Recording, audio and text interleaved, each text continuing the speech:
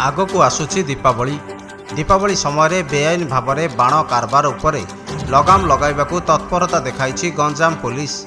एने गंजाम जिला कुटीनड़ा और आसिका थाना पुलिस पक्षर नलबंटा ग्राम में मिलित भाव में चढ़ाऊ कर चढ़ाऊ 10 लाख ऊर्ध्व टंकार विभिन्न प्रकार बाण प्रस्तुति में व्यवहृत होता सरंजाम समेत गोटे ऑटो सह 3 जन को गिरफ्त कर बेआईन भाव में यह सबू बाण प्रस्तुत होता सूचना पाई पुलिस चढ़ाऊ करथिबा सह गंजाम जिले में बाण पाई नलबंटा ग्राम परिचित थिबा बेले दीपावली पूर्व ग्रामर विभिन्न बाण प्रस्तुत स्थान और गोदाम रे पुलिस चढ़ाऊ कर विपुल परिमाणर बाण जबत करिछि। प्रथम समस्त को शारदीय दुर्गा पूजार अभिनंदन। आमर से दुर्गा पूजा स्पेशल ड्राइव चली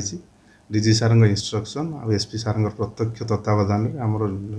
डिफरेंट एरिया रे आमर एनफोर्समेंट एक्टिविटी चली से आम प्रायर इनफॉरमेशन पाई आज आम नलबंटा गाँव में आस्का पुलिस स्टेशन अंडर नलबंटा गाँव में आम चढ़ऊ करूँ जो फायर क्रैकर्स अच्छी जोटा कि माने आमर ह्यूमन जो पॉपुलेशन पाखरे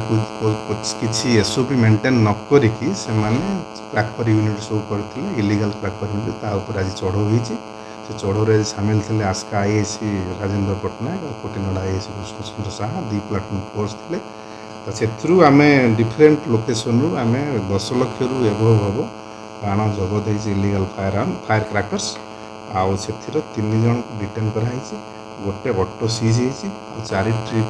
जो पिकअप भैन आसिक रही। गंजाम संतोष कुमार सेठी रिपोर्ट उत्कल क्रांति।